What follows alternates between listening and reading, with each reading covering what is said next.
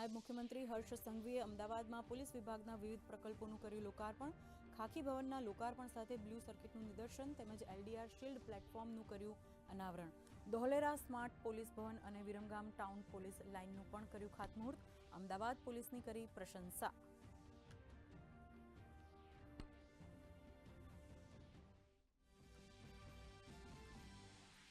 Himmatnagar urban development authority બનાવવાનો હાલ પૂરતો નિર્ણય સ્થગિત રાખતી રાજ્ય સરકાર. હુડાના વિરોધ બાદ સરકાર હરકતમાં. સંબંધિત ગામોના આગેવાનો ગ્રામજનોની નાયબ મુખ્યમંત્રી સાથે યોજાઈ મહત્વપૂર્ણ બેઠક. હુડાના ચેરમેન સહિત વિવિધ મંત્રીઓ બેઠકમાં રહ્યા હાજર.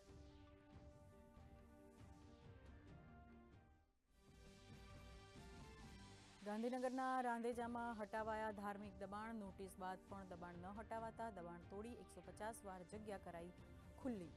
ચુસ્ત પોલીસ બંદોબસ્ત વચ્ચે કામગીરી.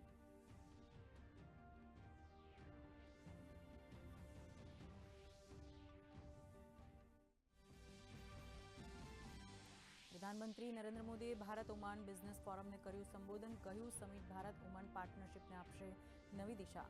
સીપાને કારણે ભારત ઓમાન વેપારને થશે ફાયદો. પ્રધાનમંત્રી ઓમાન રહેતા ભારતીય સમુદાય અને વિદ્યાર્થીઓ સાથે કર્યો સંવાદ.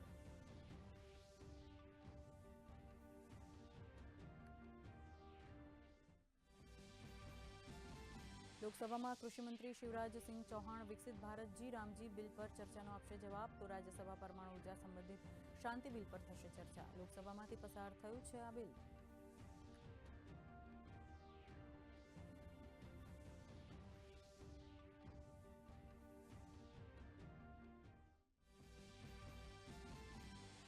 જૂનાગઢમાં ફેબ્રુઆરીમાં યોજાશે મહાશિવરાત્રીનો મેળો. જૂનાગઢ ખાતે યોજાનારા મેળાની તૈયારીઓ માટે સરકાર સજ્જ. નાયબ મુખ્યમંત્રી હર્ષ સંઘવીની અધ્યક્ષતામાં જૂનાગઢ સ્થાનિક વહીવટીતંત્ર અને સાધુ સંતોની મળી બેઠક.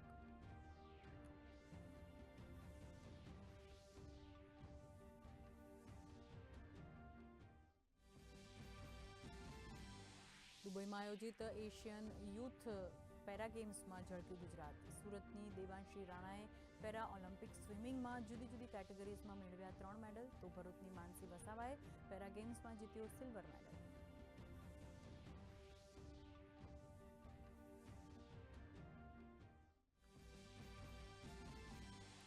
ઉત્તર ભારતમાં ગાઢ ધુમ્મસને કારણે વિઝિબિલિટી ઘટી. રેલવે સહિત હવાઈ સેવાઓ પ્રભાવિત. તો રાજ્યમાં વેસ્ટર્ન ડિસ્ટર્બન્સને કારણે લઘુત્તમ તાપમાનમાં 2 થી 3 ડિગ્રીનો વધારો. 12.9 ડિગ્રી લઘુત્તમ તાપમાન સાથે ડીસા સૌથી ઠંડુ.